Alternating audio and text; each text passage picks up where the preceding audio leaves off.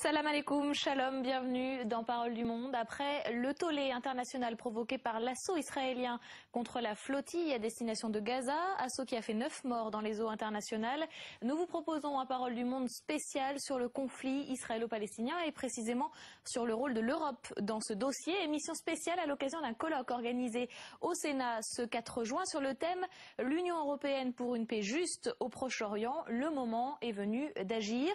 De nombreux invités, de nombreux débats au programme et à la fin de l'émission, notre témoin du monde sera l'écrivain iranienne Nahal Tajadod qui publie Debout sur la terre. Alors il y a débat sur l'assaut en lui-même, légitime défense ou attaque disproportionnée. Il y a débat aussi sur la situation à Gaza. Pas de crise humanitaire, disent certains défenseurs d'Israël. La flottille avait pourtant pour mission d'apporter une assistance humanitaire et de briser le blocus en cours depuis 3 ans. Je vous propose de commencer par cette photo décryptée par Mireille Lemaresquier, chef du service Monde de France Info. Eh bien, cette photo a été prise en septembre dernier. Nous sommes dans le camp de réfugiés de Rafah, au sud de la bande de Gaza, à la frontière égyptienne. Et l'on voit un Palestinien qui sort en mouton du tunnel. Pourquoi les tunnels? Il y a des dizaines de tunnels à la frontière égyptienne, entre la bande de Gaza et la frontière égyptienne. Et ce sont les principaux couloirs pour l'approvisionnement en marchandises, en vivres et parfois en armes. Pourquoi? Parce que la bande de Gaza est sous blocus depuis 3 ans, avec un blocus terrestre qui est opéré par les Israéliens, blocus maritime, nous le savons, opéré également par les Israéliens. Et donc la bande de Gaza est dans un état de délabrement économique énorme, de délabrement politique également. On ne peut pas dire qu'il y a une crise humanitaire, mais il y a plutôt une crise politique, à savoir qu'il y a 40% de chômeurs à Gaza, 70% des jeunes, que les écoles sont détruites depuis la guerre à Gaza en décembre 2008 et janvier 2009. Les hôpitaux aussi manquent d'équipements parce que toutes les marchandises par le seul point de passage, le poste d'Erez contrôlé par les Israéliens, eh bien, ce sont des marchandises qui passent au compte-gouttes. Le blocus de Gaza a été décidé par les Israéliens parce que le Hamas a pris le pouvoir en juin 2007 et donc la politique israélienne en fait est un échec, parce qu'aujourd'hui le Hamas est plus fort que jamais, parce que la situation s'est tellement radicalisée que le Hamas recrute parmi ses rangs. Voilà, émission spéciale sur le conflit israélo-palestinien et le rôle de l'Europe à l'occasion d'un colloque organisé au Sénat et qui s'intitule L'Union européenne pour une paix juste au Proche-Orient, le moment est venu d'agir. Colloque organisé par vous, Jean-Paul Chagnolot, bonjour. Bonjour. Vous êtes professeur des universités, spécialiste de la question palestinienne, par vous et par, vous allez me dire, Alain Grèche, du Monde diplomatique. Oui. Sur ce plateau avec vous, Anis Nakrour, conseiller politique auprès du représentant du Quartet, c'est-à-dire auprès de Tony Blair, et Kader Arif, eurodéputé socialiste. Alors Jean-Paul Chagnolot, bien sûr, au moment où vous avez décidé avec Alain Grèche d'organiser ce colloque, vous ne pouviez pas imaginer, ou peut-être l'aviez-vous imaginé, en tout cas on ne pouvait pas s'attendre à de tels événements dans les eaux internationales au large de Gaza, mais quelle était votre démarche? C'était qu'il y a urgence à une intervention européenne dans ce dossier? Vous savez, s'il n'y avait pas eu ce drame, peut-être qu'il y en aurait un autre, et dans 6 mois il y en aura un autre. Je crois qu'on est dans une logique assez dévastatrice. Et qui est fondée sur une idée israélienne, une logique de la force, quoi, où le politique et le droit sont totalement marginalisés. Et par conséquent, il faut arrêter ça. Et qui peut l'arrêter? Les États-Unis, bien sûr, d'abord, et l'Union européenne. Et ce qui est un peu navrant, c'est de voir que l'Union européenne a des positions que je crois justes, équilibrées, mais en termes d'action, c'est assez disons, faible, fragile.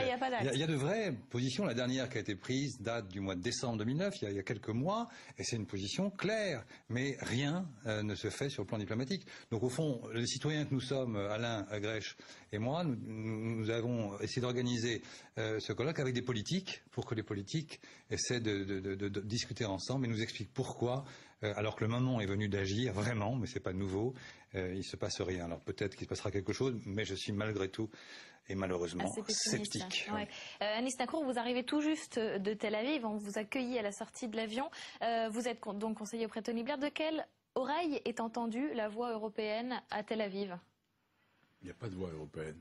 Voilà une réponse non diplomatique et une réponse directe, mais pour essayer de rendre un peu le pessimisme de Jean-Paul, je pense que l'Europe a aujourd'hui, notamment dans cette crise qu'on traverse, un rôle à jouer. Je vais vous citer EUBAM, qui est la force européenne qui s'occupe en principe de contrôler, de superviser la sortie des biens et des personnes de Gaza. C'est une structure qui a été mise en place en 2005 et qui a pu plus ou moins bien fonctionner en 2006 jusqu'à 2007 et qui là maintenant vous avez des officiers, des gens extrêmement compétents mais qui ne peuvent rien faire parce qu'évidemment Rafah est fermé. Or, aujourd'hui, il y a une opportunité, ça veut dire que l'Égypte, suite à l'incident, vient d'autoriser l'ouverture de Rafah pour des raisons humanitaires. Donc le point de passage par l'Égypte. Voilà, le point de passage par l'Égypte. Donc là, l'Union européenne aurait tout à fait à même la possibilité de mettre à disposition cette force-là pour qu'ils puissent aller superviser et faire en sorte que le passage se passe dans des meilleures conditions possibles. Et je dirais, d'une certaine façon, parce que c'est l'argument du gouvernement israélien, c'est-à-dire on ne veut pas ouvrir le point de passage parce qu'il y a des armes qui peuvent passer. Là, vous avez une structure internationale qui peut superviser, qui peut contrôler. Oui, c'est une garantie. C'est une action concrète et précise. Donc l'Europe pourrait avoir un rôle concret, opérationnel, plus que diplomatique finalement, et encourager les pourparlers. Kader Arif. Ramener quand même... Monsieur disait une logique de la force. C'est aussi, pardon pour cette expression, mais la logique de la paranoïa, quoi. On est avec un gouvernement israélien quand même qui, et on le voit dans sa réaction même, son action et sa réaction, enferme sa population ou son peuple dans une logique de paranoïa. Israël contre le reste du monde, quoi. Donc on est aussi dans un état d'esprit qui est aujourd'hui un état d'esprit négatif autour de la politique. Sur le rôle de l'Europe. Le rôle de l'Europe. L'Europe est un géant sur le plan économique et un nain sur le plan politique. C'est des choses qui ont été dites, mais on peut intervenir, j'allais dire sur le plan commercial par exemple. Le Parlement a pris des décisions au mois de janvier 2009 après Gaza sur le fait qu'il ne peut pas y avoir de rehaussement des relations entre l'Union européenne et Israël.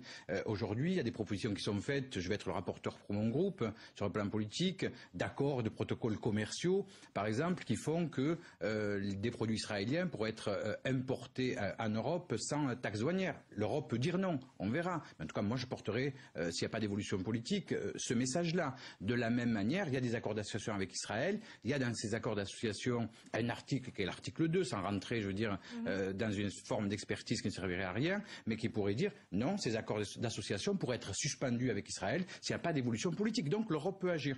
Moi, je me félicite néanmoins que l'Europe ait parlé pour la première fois, me semble-t-il, d'une manière assez unie, que ce soit de Buzek, le président du Parlement, en passant par Ashton comme autre représentante, mais aussi la présidence espagnole et l'ensemble des groupes politiques, ce qui n'était pas évident il y a seulement quelques semaines. Donc ça progresse. Je vous propose d'écouter ce qu'attend Leila Chaïd, qui est la représentante des Palestiniens, auprès de l'Union européenne, ce qu'elle attend de l'Europe.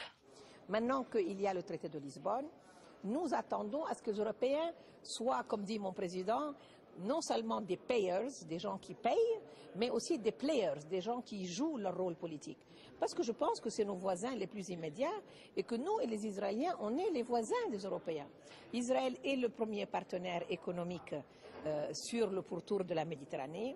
Elle a un privilège énorme auprès des 27 et donc l'Union européenne a des instruments pour obliger Israël à respecter le droit. Les Palestiniens sont, comme les Israéliens aussi, des partenaires économiques. Malheureusement, notre traité d'association n'a pas vraiment d'existence parce qu'Israël empêche la circulation des personnes, des marchandises et des capitaux.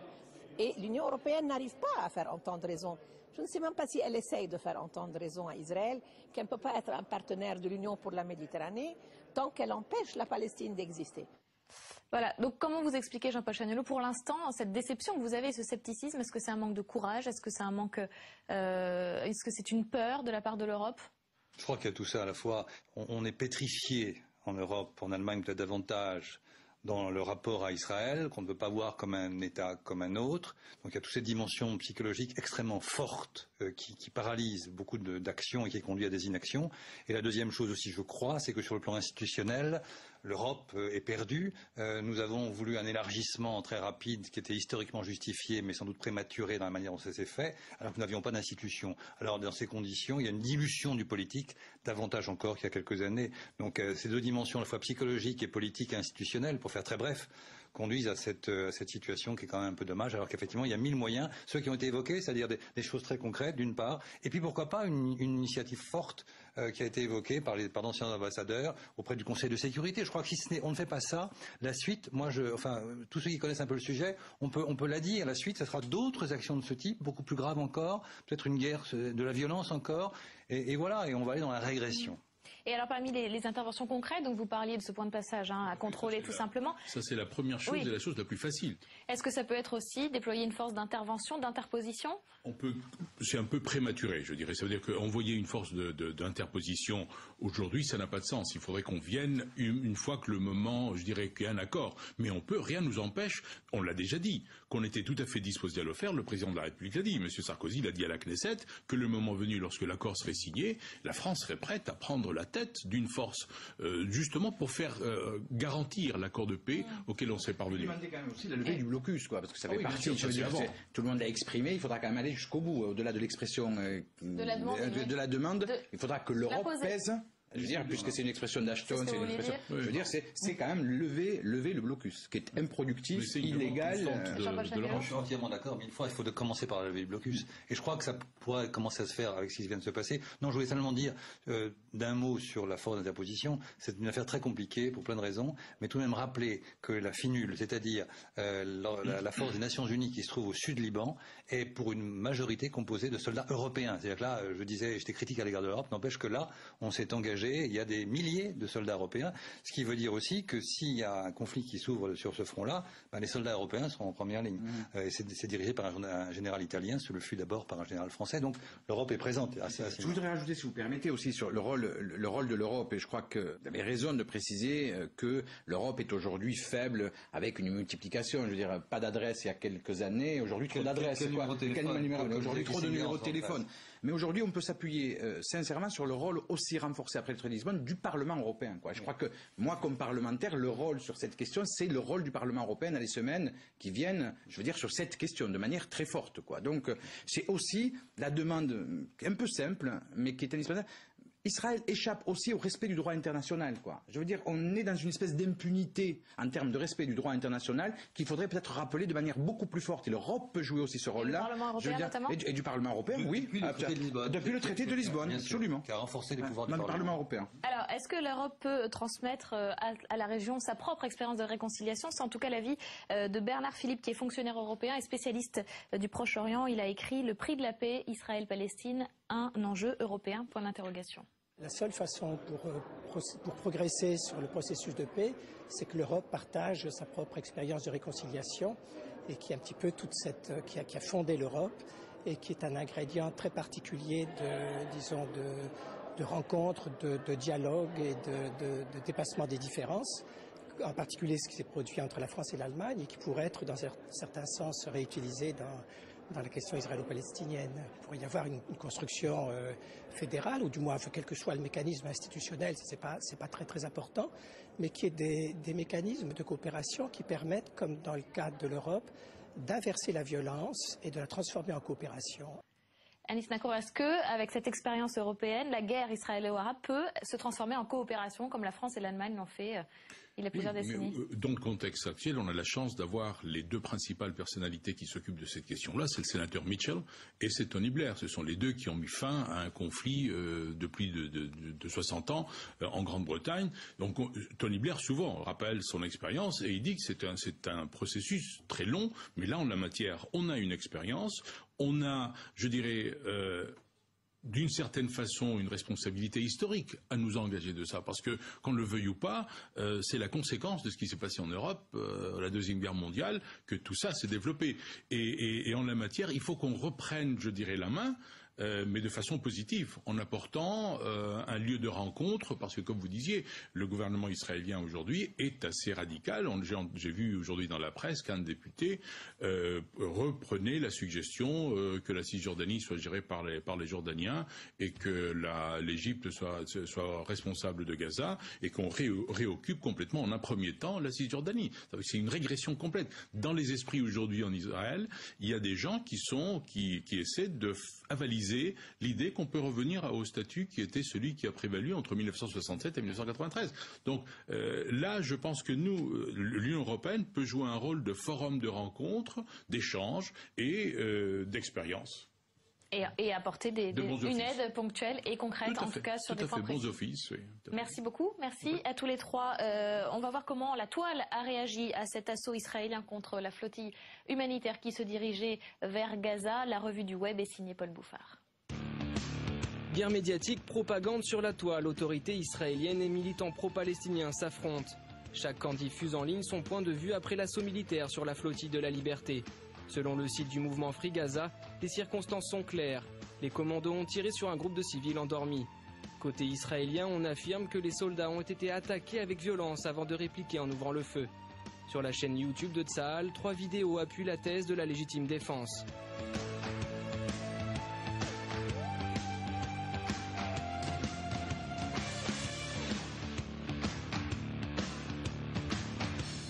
Sur Twitter, les internautes commentent le drame. Pour Rami, les bateaux étaient pacifistes. L'intervention d'hommes en armes montre l'absurdité de la situation.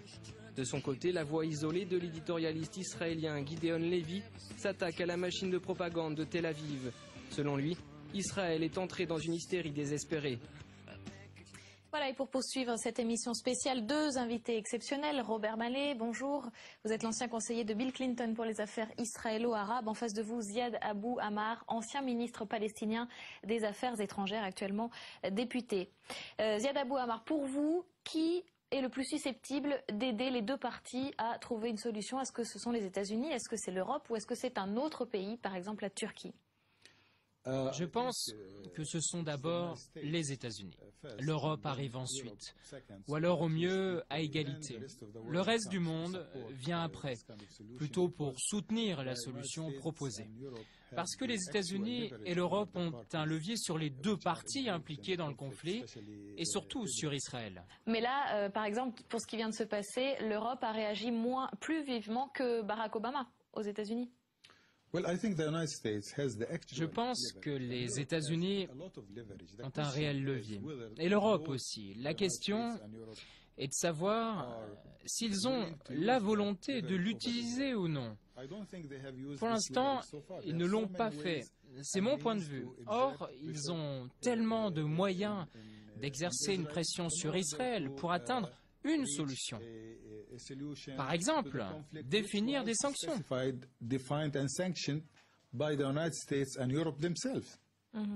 Robert Malley, est-ce que les États-Unis en ce moment sont en train de changer un peu de comportement vis-à-vis d'Israël? Oui et non. Je pense qu'il y a eu un changement historique dans l'opinion américaine avec l'élection d'Obama.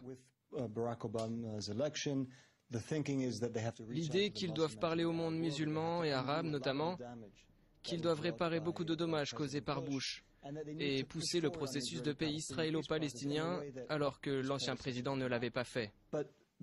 Mais une fois qu'on a dit ça, la relation avec Israël reste centrale pour les États-Unis. Et le président Obama, après avoir eu un moment de crise avec le Premier ministre Netanyahou, est en train d'essayer de restaurer cette relation privilégiée en multipliant les gestes symboliques à l'attention d'Israël.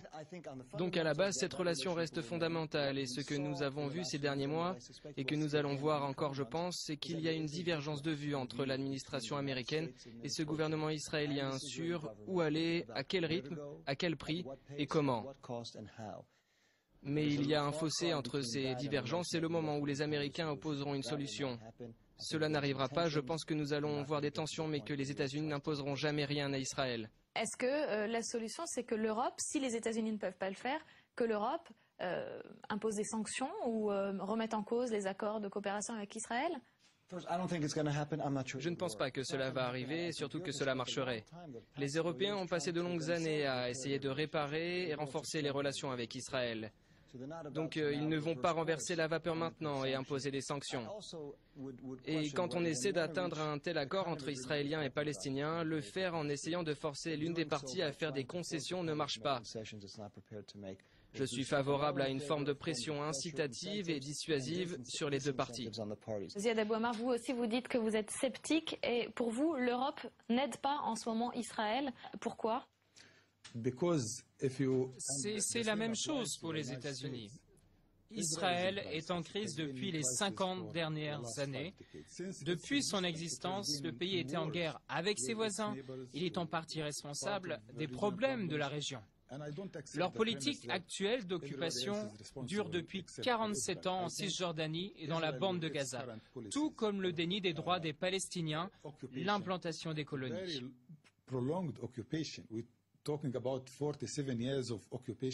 Et ils veulent la paix avec les Arabes, alors qu'ils occupent également les terres d'autres pays arabes. Donc si on laisse Israël continuer sur cette voie, alors il faut s'attendre à plus de problèmes, plus de guerres, plus de conflits et de violences. Et si les États-Unis et l'Europe sont sincères et veulent être efficaces en aidant Israël, il faut l'empêcher de continuer une telle politique.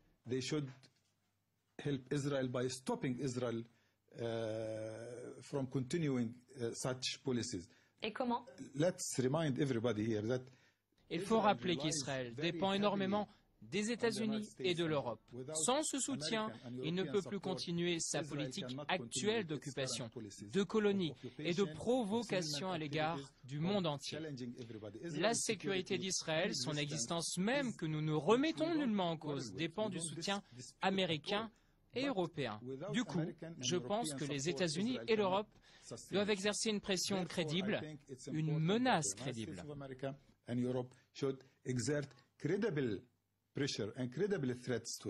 Robert Mallet. Je ne suis pas totalement en désaccord.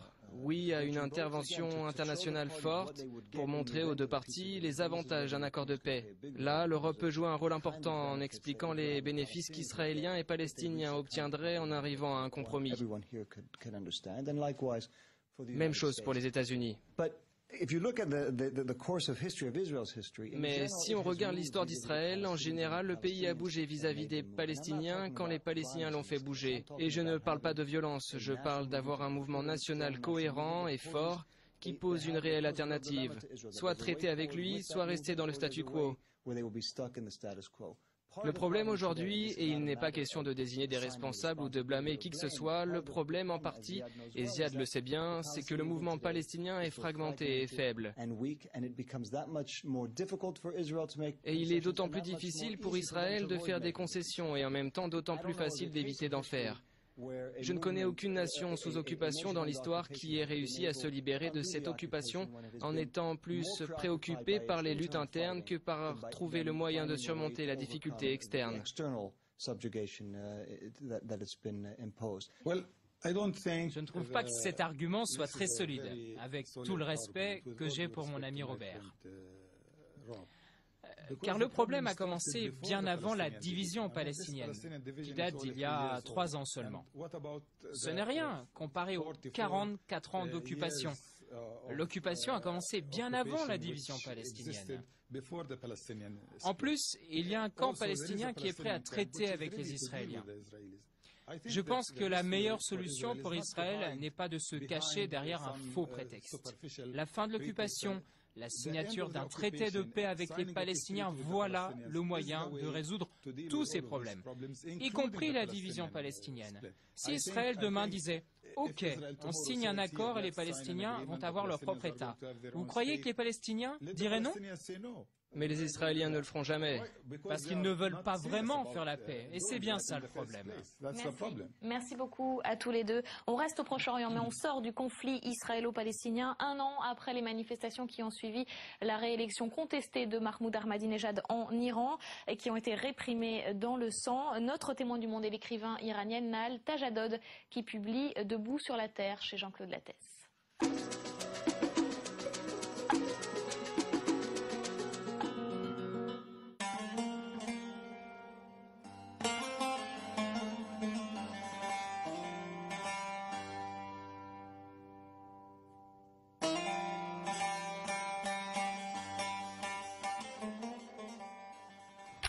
Bonjour Nahal Tajadod. Bonjour. Votre dernier roman Debout sur la terre nous donne un nouveau regard sur l'Iran du Shah.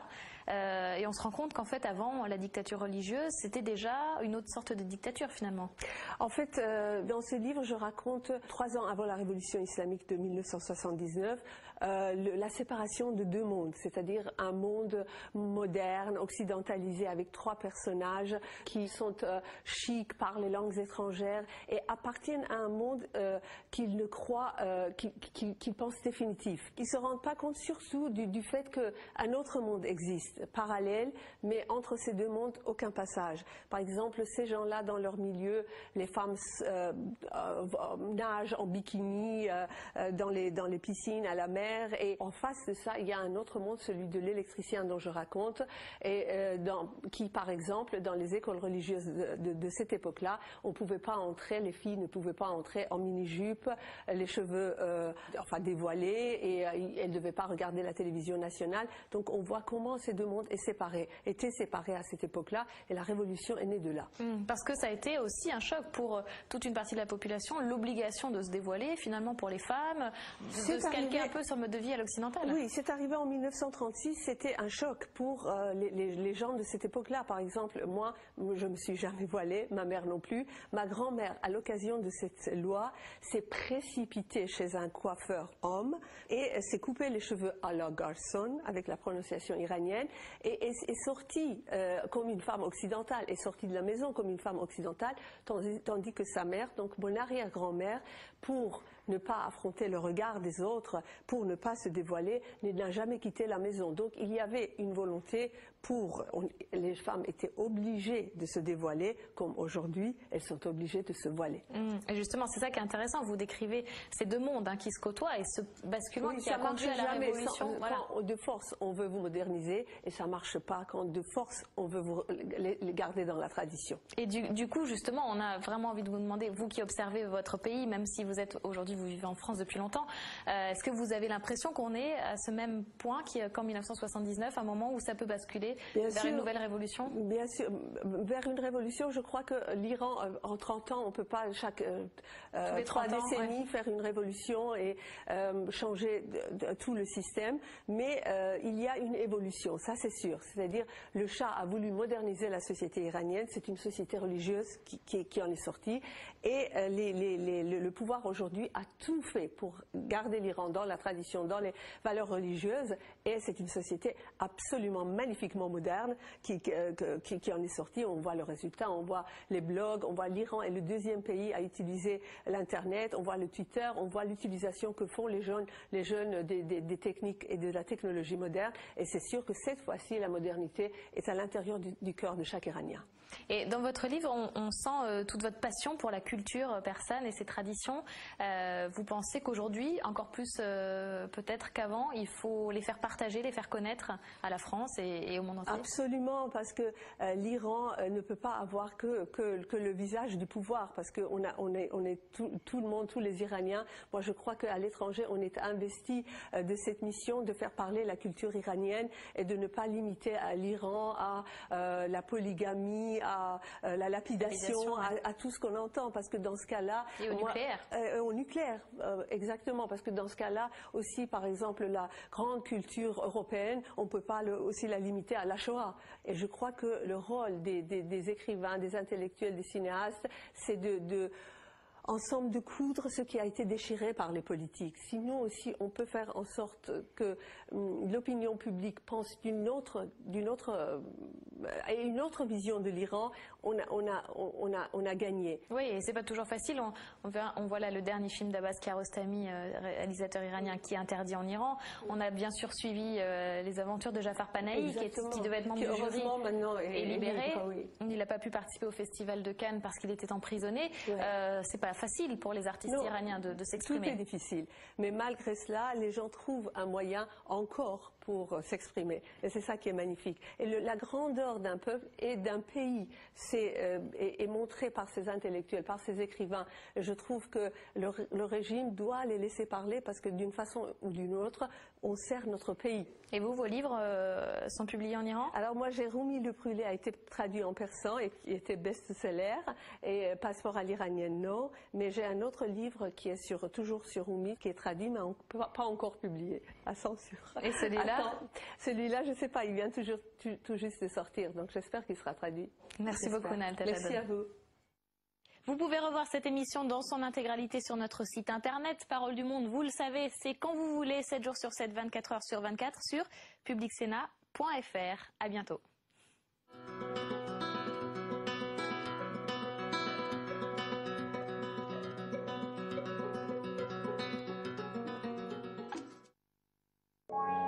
À l'occasion du 47e congrès de la CFDT, Public Sénat vous propose un portrait inédit de François Chérec.